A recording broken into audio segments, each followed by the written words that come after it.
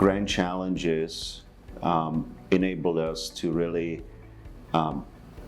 take a risk on something major that other universities are not doing, and pursuing the development of the immune digital twin, or computer model of your immune system that will enable us to personalize it and to really understand its health. I'm really excited about getting the first working prototype, sort of the minimum viable product out there, that we have been developing new collaborations with doctors here in Nebraska and also beyond.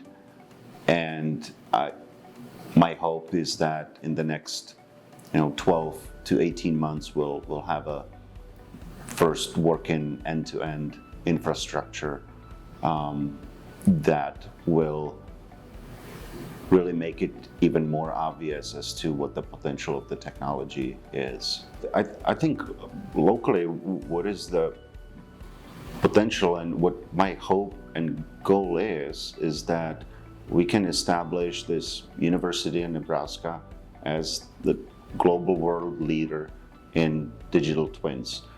And it can go beyond immune digital twins. There are interests in bioeconomy digital twins, automotive manufacturing digital twins, and so forth. And we have the expertise here. And if we can establish, my goal and hope would be that we can establish UNL as one of the leaders in digital twin technologies, which would mean that we can create additional jobs, we can attract additional expertise. We have a lot of the expertise here already, but we can build on that and expand on that.